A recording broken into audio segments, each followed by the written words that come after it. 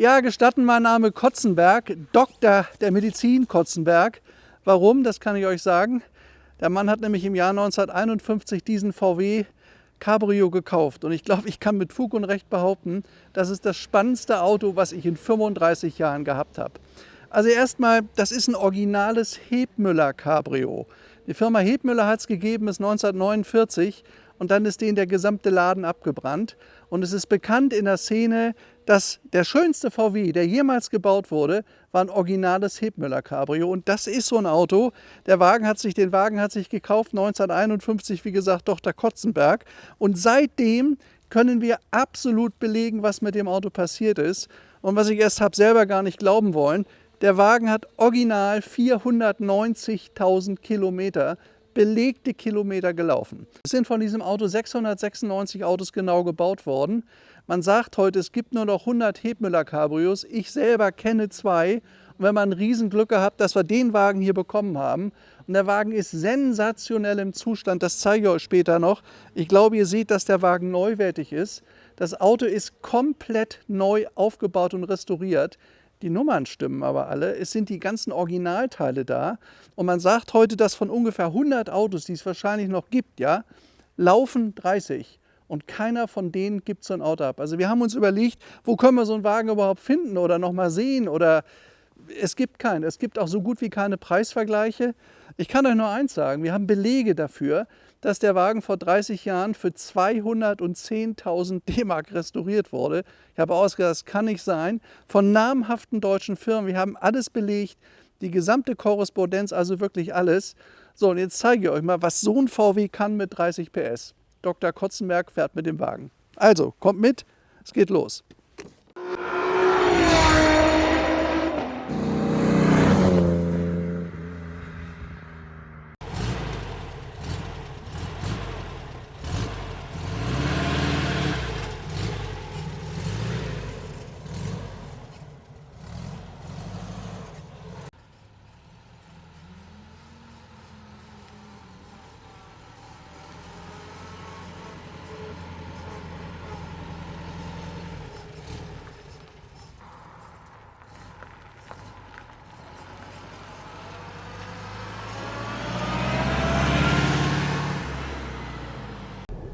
Ja, also unser Auto hier ist wirklich absolut sensationell. Sowas habe ich noch nicht gehabt. Das ist übrigens das erste Hebmüller Cabrio, was ich in der Filmproduktion habe oder überhaupt im Verkauf.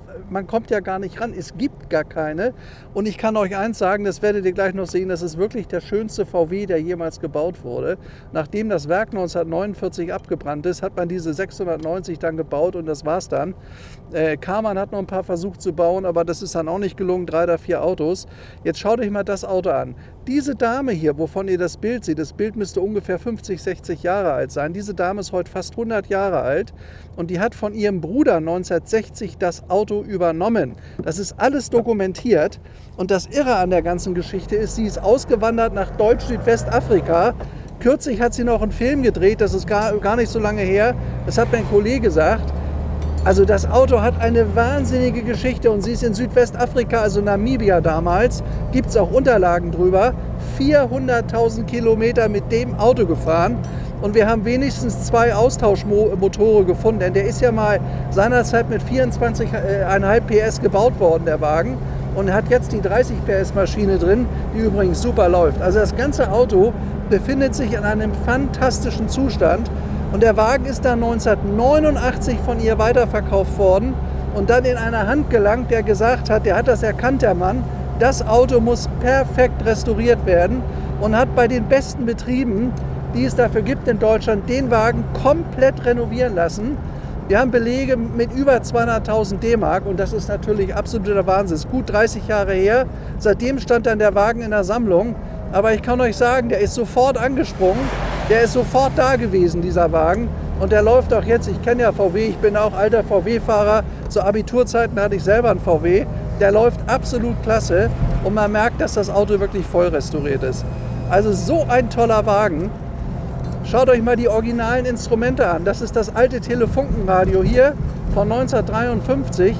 Das ist der Original-Tachometer aus der Zeit. Ging nur bis 120. Also so ein Wagen ist vielleicht 100 Stundenkilometer schnell gewesen, mehr nicht. Hat eine 4-Zylinder-Maschine Boxermotor mit 1,2 Liter Hubraum, hat ja die Welt bewegt, diese Maschine. Aber ein Hebmüller Cabrio, also dass wir das hier heute zeigen können, das ist sensationell. Und schaut euch mal dieses tolle, schicke 50er Jahre Armaturenbrett an. Also die Qualität dieses Autos, die entspricht fast dem Auslieferungszustand. Aber das ist auch klar, also wenn man vor 30 Jahren da 200.000 Mark in die Hand genommen hat, da hat es ja Häuser für gegeben, da konnte man sich ein Einfamilienhaus verkaufen. Da hat einer gesagt, ein Hebmüller, der ist so selten und das ist so was Besonderes, das lasse ich absolut perfekt restaurieren. Und was dazu kommt, wir haben so eine dicke Akte, wo ihr sehen könnt, was mit dem Wagen passiert ist, sind alle Rechnungen dabei, das kann ich alles gar nicht zeigen, ich habe nur einen Teil dabei. Aber das Auto ist lückenlos dokumentiert und das ist für einen Hebmüller sensationell. Also ich wage mal zu behaupten, das ist möglicherweise der bestdokumentierte und der besterhaltenste Hebmüller weltweit überhaupt. Ich habe sowas noch nicht gesehen. Habe sowas wirklich noch nicht gesehen. Also ich kann euch sagen, laufen tut er toll. Ich benutze mal die kleinen Kurbelchen, ein bisschen kalt bei uns. Schaut mal hier, herrlich. Fenster geht toll zu, hat die schönen Aluminiumrahmen noch hier vorne. Auto hat übrigens damals 7.500 Mark gekostet. Der war beinahe doppelt so teuer wie ein normaler Käfer. Und das Interessante an dem Auto, den haben sie, 1949 ist die Karosse gebaut. Wie gesagt, dann ist der ganze Laden abgebrannt von Hebmüller. Und dann hat man Fahrgestell von 1953 genommen. Und die Hochzeit von Fahrgestell und Karosserie hat die Firma Raphael in Hamburg gemacht. Ihr wisst ja, ich bin Hamburger. Raphael, die machen heute Porsche, vor allen Dingen haben damals auch VW gemacht. Die haben diesen Wagen eigentlich zusammengebracht.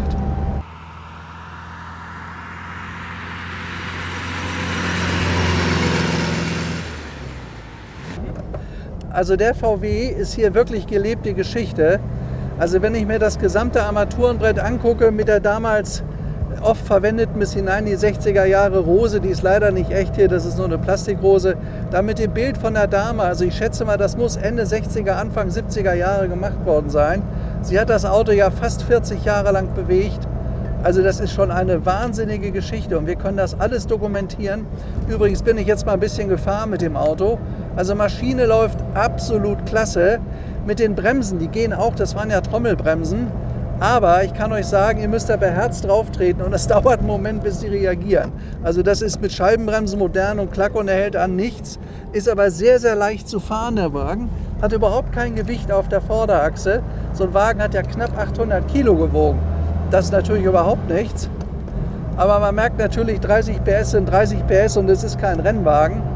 Aber er fährt sich wunderbar. Also hier atmet man die 50er Jahre ein, das ist einmalig. Es ist wirklich einmalig, wie toll der hier hochgeht. Tja, das war VW, das war ja der Welterfolg überhaupt. Und dieses Käfer Cabrio ist das bedeutendste, das wertvollste und das seltenste Fahrzeug, was VW überhaupt gebaut hat. Es gibt so gut wie keine und ich kann euch sagen, ich weiß zwar 2 Sammler, aber keiner, also wir haben schon so viel gesucht nach einem Hebmüller. Es gibt keinen, es gibt keine ab, wer so ein Auto hat, der gibt es nicht ab. Und wer das Auto erkennt hier, da kann ich euch nur sagen, nicht lange warten. Die Chance, so einen Wagen zu kaufen, bekommt er nie wieder. Und dann noch mit der Historie. Also ich habe mitbekommen, dass es teilweise wirkliche Schrottkisten gibt, die einfach in einem schlechten Zustand sind. Die müssen dann für einen Haufen Geld restauriert werden. Und selbst die gibt es nicht. Und hier haben wir ein Auto, was komplett gemacht ist mit Rechnung vor 30 Jahren. Der Zustand ist fast neuwertig. Also ich habe, als ich den Wagen gesehen habe, ich wollte das erst gar nicht glauben.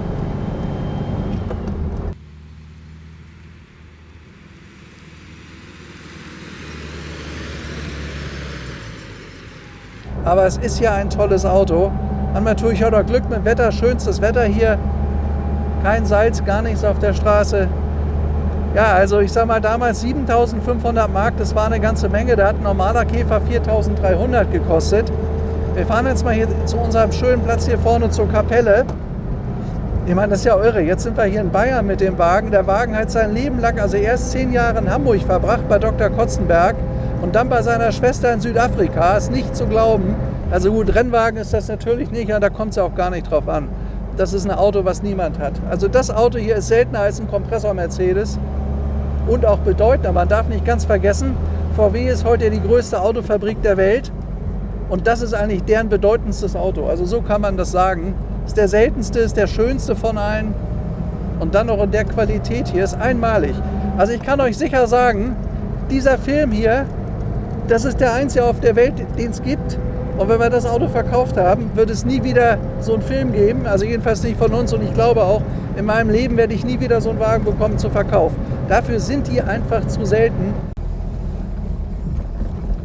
Das ist ja ein total irres Auto. Also ich kann euch sagen, das begeistert mich total. Also so einen Wagen mal fahren zu können, das Gefühl mal zu haben. Sitze sind auch straff gepolstert übrigens. Ist ja alles gemacht worden. Auch übrigens alles mit den authentischen Materialien. Genau das, was es damals auch gab. Diese schöne Teppichschlinge gab es auch übrigens damals beim Porsche so. Naja, muss festgezogen werden. Das ist ja wirklich herrlich hier, du. Guck mal, selbst die Kühe gucken auf. Sowas hast du auch noch nicht gesehen, ne? Nee, sowas sieht man noch nicht. Ja, also echt herrlich. Naja, wir haben jetzt gerade Eimabtrieb gehabt. Jetzt sind die Kühe hier bei uns auf der Wiese, logischerweise. So, Blinker brauchen wir nicht mehr. Er fährt sich wirklich gut, er lenkt sich ganz, ganz leicht. Das Auto wiegt ja nichts. Servolenkung und ABS, solche Sachen gab es natürlich damals nicht. Da gab es 4 Zylinder, eine Viergangschaltung und Ende. Und 4 Bremsen. So, jetzt guck mal hier, das ist doch richtig toll. Hier können wir uns doch richtig schön hinstellen. Das ist doch super, wie für unseren VW gemacht. Kommt alles aus einem schönen, ordentlichen Haushalt. Hier steht Hebmüller drauf, das ist die Akte. Aber ein Großteil der Akte, wie gesagt, habe ich zu Hause gelassen. Die ganze Korrespondenz und das alles, das wäre ein bisschen viel. Also das ist unser Cabrio. Also geht mal vorne los, schaut euch mal an, das schöne alte Wolfsburg-Wappen hier.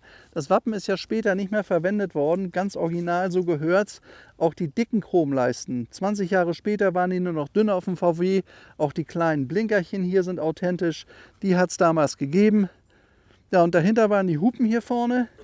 Das ist das Hupengitter und diese wirklich tolle kleine Stoßstange, auch die richtige. Und wenn ihr von hinten ranguckt an die Stoßstange, alles neuwertig. Auto hat keinen Rost. Und ich meine, das Tolle ist natürlich, der ist in Südwestafrika unterwegs gewesen, Großteil seines Lebens, und ist dementsprechend rostfrei gewesen, überwiegend. Da war nichts weiter dran. Man hat darauf geachtet, alles authentisch. Hier sind die Klappwinker hier vorne. Die gehen dann raus. Hier vorne ist der Klappwinker. Und hier ist das Logo der Firma Hebmüller, die es bis 1949 gegeben hat. Und dann sind die leider abgebrannt, was ewig schade war. Denn die Idee, die hatten, war eigentlich das schönste Cabriolet von VW überhaupt. Schaut euch, was der für eine tolle, ausgewogene Form hat. Also man hat ja so ein bisschen das Gefühl, wenn man sich das Haubendesign vorne anguckt, dass sich das hinten genau wiederfindet. Das ist ja fast spiegelverkehrt so ungefähr. Schaut euch das mal an. Was für ein wunderschönes Heck dieses Auto hat hier. Das sieht so toll aus. Ja, und daran kann man Hebmüller erkennen. Der Wagen ist einmalig. Auch mit den schönen alten originalen Lichterchen hier. Die waren auch hier beleuchtet. Hier die kleine Originallampe. So ist das zu der Zeit gebaut worden. Zu der Zeit gab es ja eigentlich Brezelkäfer, nicht? Also die Limousinen waren damals die Brezelkäfer, die heute sehr, sehr teuer auch schon sind. Gut restaurierte kosten, also ich meine, weit über 50.000 €. Die kriegt man so gar nicht. Aber das ist halt ein Hebmüller. Und man sagt, 30 gibt es noch, die fahren. Mit viel Glück 100 überhaupt. Der Rest ist verrostet, kaputt, ist nicht mehr existent. Ja, hier die Türgriffe, das sei mal gezeigt. Zieht man so, das ist ja heute wieder eine neue Erfindung bei einigen Autos. So geht er auf. Schaut mal hier.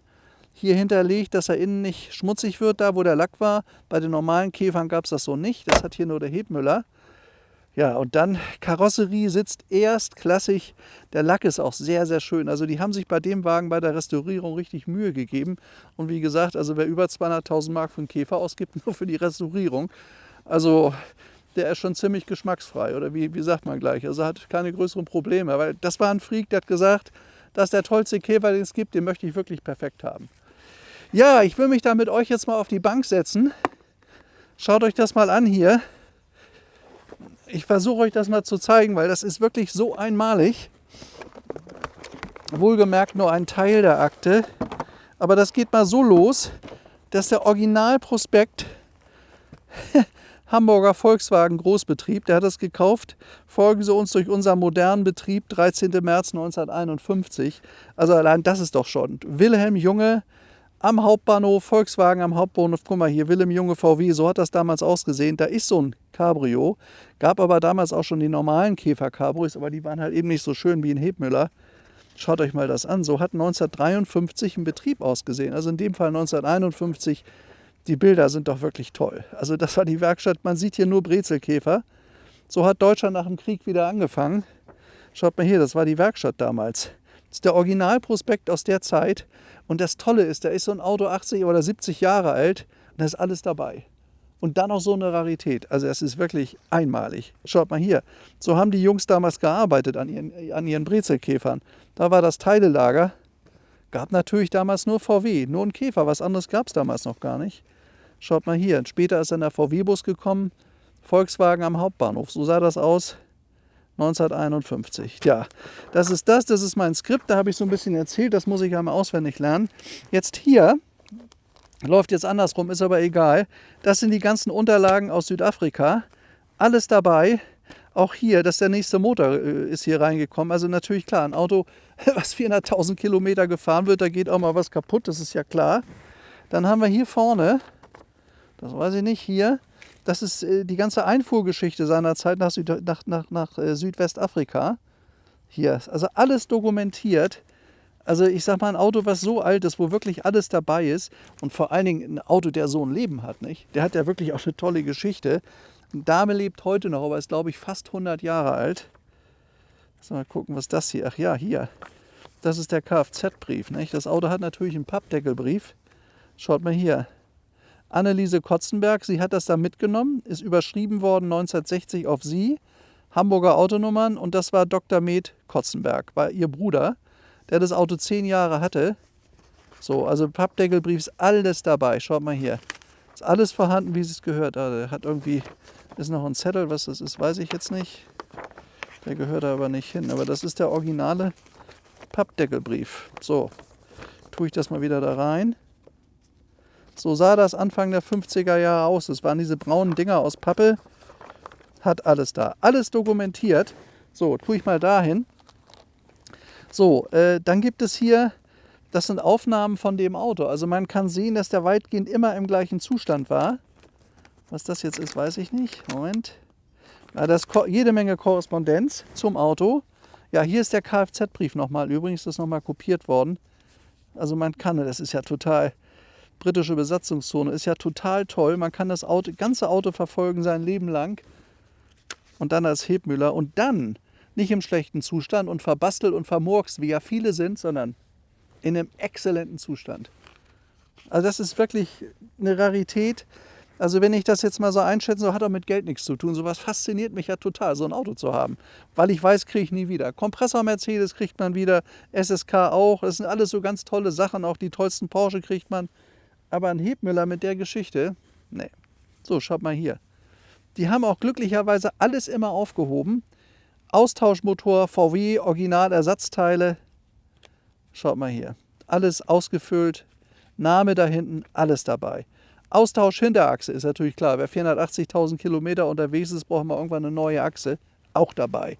So, dann haben wir hier, da habe ich gedacht, ich kriege einen Knall, als ich das gesehen habe. Das ist mal eine Aufstellung, hat der Eigentümer gemacht. Von der Reparatur 1993, 4.8.93, schaut euch das mal an, was das für Summen sind. 27.000, 10.000, nur die besten Namen, Reutlingen 60.000, 30.000, Gesamtsumme 208.298 Mark. Das steckt da drin. Also wer sich einen schlechten Hebmüller kauft, und die kosten, soweit ich weiß, auch schon 100.000, wer überhaupt einen kriegt, ja, der weiß, was er vor sich hat. So, und was ich dann noch gefunden habe, also David passt halt natürlich auch alles, klar. Also wo das herkommt, weiß ich auch nicht. Das sind die Konstruktionspläne von dem Auto. Das fand ich, hast du das gesehen, Paul? Kanntest du das? Konstruktionspläne, Karosserie Hebmüller. Also man merkt, da hat einer irgendwie tolle Verbindungen auch gehabt. Und man sieht ganz genau, wie so ein Wagen seinerzeit gebaut wurde. Ist alles in der Akte. Also besser dokumentiert kann so ein Wagen nicht sein, als mit Konstruktionsplänen, kompletter Geschichte. Und wie gesagt, das ist nur der Teil der Akte, die ich euch gezeigt habe. Das ist nicht alles. Also, das ist einer meiner Highlights in meiner Laufbahn. Da seid ihr dabei. Das ist echt einer meiner Highlights. Übrigens auch die Maschine, das habe ich eben gemerkt beim Fahren, der läuft wirklich toll. Also super, fährt super. So, schön vorsichtig wieder zusammen machen. Ja.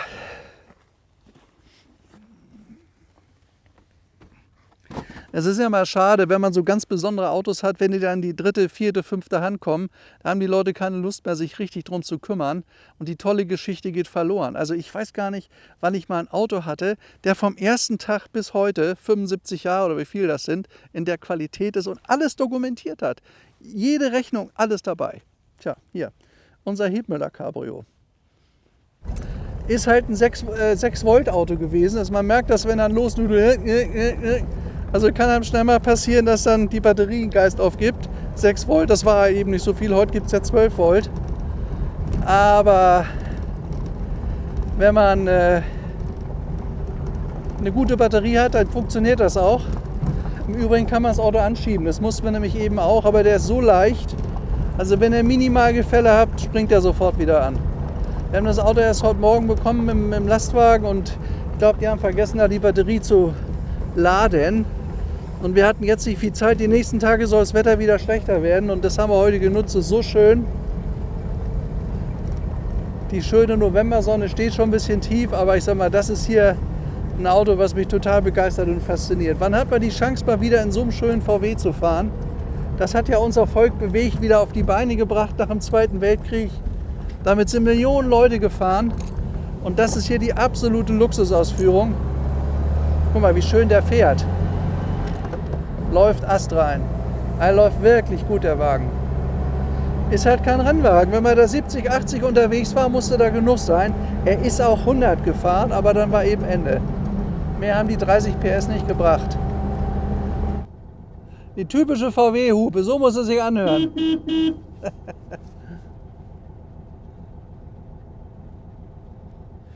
Ja, übrigens hier vorne Heizung, hier vorne bei VW, da unten Handbremse, hier die Viergangschaltung, vorne unten ist der Rückwärtsgang beim Käfer, alte Käferfahrer kennen das ja auch. Ja. Schaltung ganz leicht zu bewegen, ist ja sowieso ein Käfer, ist ein total simples Auto, eigentlich eine tolle Konstruktion. Ach ja.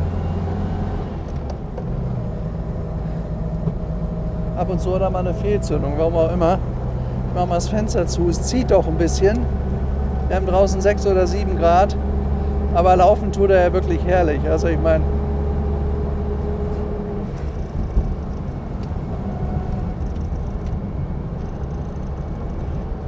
also die Bremsen sind echt gewöhnungsbedürftig. Übrigens Klaus Mirbert, den habe ich heute auch mal gefragt zu dem Auto. Der sagte mir, da ist ein großer Unterschied zwischen Seilzugbremsen oder schon normalen Bremsen. Das müsste mal genau eruiert werden, was der hat. Das wissen wir jetzt nicht, haben wir noch nicht gemacht. Aber so wenn man drauf tritt, sage ich mal, also ich kenne, das muss man beherzt machen, da muss man durchtreten und man muss schön vorausschauend fahren. Also die Bremswirkung ist nicht so toll, aber das ist halt, Baujahr 53 war das halt so. Schöne kleine VW-Scheibe, die ist ja früher auch größer geworden. Hat man die Scheiben ja größer gebaut. Das ist der klassische VW-Spiegel hier vorne. Hier die Sonnenblenden, da oben die Verschlüsse fürs Verdeck. Also wir haben vorhin 2 Mann gebraucht, um das auch richtig zuzubekommen. Ich glaube, dass der lange nicht gespannt war. Wir lassen den jetzt auch mal geschlossen. Aber laufen tut er echt schön. Also macht richtig Spaß, so ein Auto zu fahren. Ganz leichte Lenkung, hat einen schönen geraden Auslauf der Wagen. Ist sehr übersichtlich. Das Auto ist ja nicht sehr groß. Wiegen tut er knapp 800 Kilo. Absolutes Highlight für jede Sammlung. Einen Hebmüller zu haben, also einfach was ganz, ganz Außergewöhnliches. Also das Sitzgefühl, die sind toll aufgepolstert, die Sitze. Und man sitzt hier sehr, sehr hoch. Man hat einen ganz tollen Rundumblick. Also man fährt schön durch die Natur. Man kann das besser aufnehmen als in anderen Sportwagen. Und das macht Spaß. Also vermittelt mir das Gefühl, wir haben gerade das Jahr 1955 so ungefähr, fahren durch die schöne bayerische Landschaft.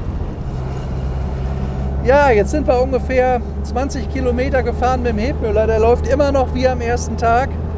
Das ist eine Probefahrt, die werde ich nie vergessen, weil das ist sowas Besonderes. So ein tolles Zeitdokument, dieser Wagen. Und der ist in so einem tollen, die haben in jedem Detail darauf geachtet, dass das Auto genau so restauriert wurde, wie er damals war. Müssen wir mal gucken, geht das überhaupt? Das ist wahrscheinlich ein Röhrenradio, das dauert einen Moment, ne? Ich weiß gar nicht, wie das funktioniert hier. Da müsste man nachher mal testen, ob das eigentlich geht. Aber so wie ich das Auto bisher kennengelernt habe, funktioniert hier alles. Wir haben ja auch den Schriftverkehr, wo der Besitzer auf alles geguckt hat.